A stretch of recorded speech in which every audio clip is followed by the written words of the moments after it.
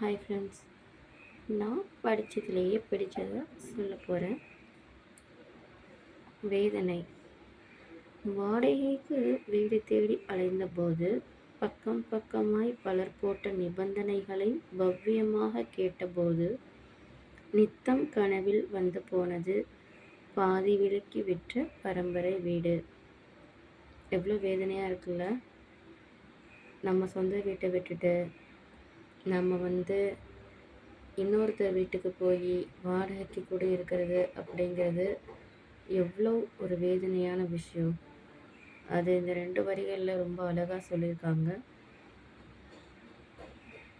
சரி, நம்ம அடுத்தது பார்க்கலாமா?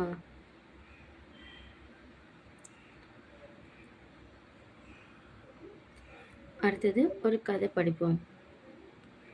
ஒரு நாள் மாலை ஒரு தாத்தா தன் பேரனுக்கு நீதி கதைகள் சொல்லிக் கொண்டிருந்தார். அதாவது, நம்மிடையே எப்பொழுதும் 2 விலங்கு போன்ற குணங்களுடன் சண்டை நடந்து கொண்டிருக்கிறது. ஒன்று மிகவும் நல்ல பண்பு, பாசம், நேசம், மனிதத்தன்மை, உண்மை போன்ற குணங்கள். மற்றொன்று கோபம், பொறாமை, பொய், தான் மட்டுமே எல்லாமும் எனப்படும் ஈகோ போன்ற குணங்கள் என்று கூறினார்.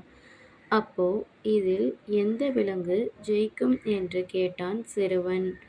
தாத்தா, நீ அதற்கு உணவு கொடுக்கிறாயோ அதுவே ஜெயிக்கும் என்றார்.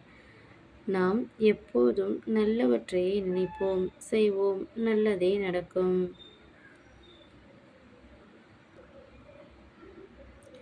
நெக்ஸ்ட்டு, தோட்டம் நிறைய செடிகள். தோட்டம் நிறைய செடிகள். செடிகளிலே மலர்கள் மஞ்சள் நிறம், ஊதா நிறம், வெள்ளை நிறம், சிவப்பு நிறம் காலையிலேயே மலரும். வண்டுகள் வந்து அமரும். எங்கள் தோட்டத்தின் அழகை கண்டு நாங்கள் மகிழ்வோம். எவ்வளோ அழகாக இருக்குல்ல. உங்கள் வீட்டில் கார்டன் இருந்தால் நீங்கள் கூட இந்த மாதிரி தோட்டத்தை வச்சு அழகாக பாடலாம். இன்னும் ஒரு பாட்டு பார்க்கலாமா?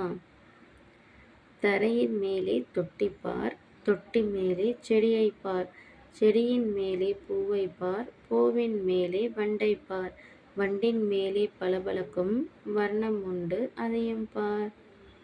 அழகா இருக்குல்ல. இன்னொரு கதையை பார்க்கலாமா? குழந்தைகளுக்கு நிலாச்சோறு ஊட்டுவது ஏன்?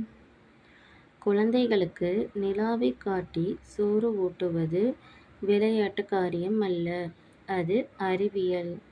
குழந்தை கருவில் இருக்கும்போது தாயின் தொப்புள் கொடி வழியாக குழந்தைக்கு உணவு செல்கிறது. குழந்தை பிறந்து தொப்புள் கொடி உடலில் இருந்து பிரிந்த பின்பு தான் உணவு குழலின் விட்டம் விரிய தொடங்குகிறது. இது முழுமையடைய 5 வருடம் ஆகிறது. நிலாவை காட்டி சோறு ஊட்டும் போது குழந்தை மேல் நோக்கி பார்க்கும்போது தொண்டை மற்றும் உணவு குழல் விரிவடைகிறது. அப்போது உணவு இலகுவாக இரைப்பையை நோக்கி இறங்குகிறது. மேலும் தொண்டையை குழலில் கீழ் நோக்கி இறங்கும் அலைவு இயக்கங்கள் மற்றும் செரிமான ஊக்கிகளுக்கு நல்ல பயிற்சி கிடைக்கின்றன. இப்பயிற்சிகள் மூலம் குழந்தைகளின் உணவு செரிமான மண்டலம் ஆரோக்கியம் பெறுகிறது. மேலும் நிலாவை காட்டி சோறு ஊட்டும் போது குழந்தைகள் உணவில் ஆர்வம் செலுத்துகிறார்கள்.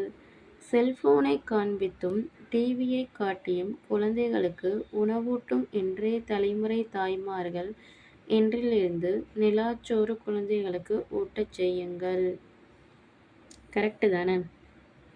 எப்போதும் செல்ஃபோனை காட்டினா தான் குழந்தை இது சாப்பிடும் அதை சாப்பிடும் அப்படின்னு சொல்கிறோம். ஆனால் அப்படி இருக்கக்கூடாது. நாம் இந்த மாதிரி ட்ரை பண்ணி பார்க்கணும்.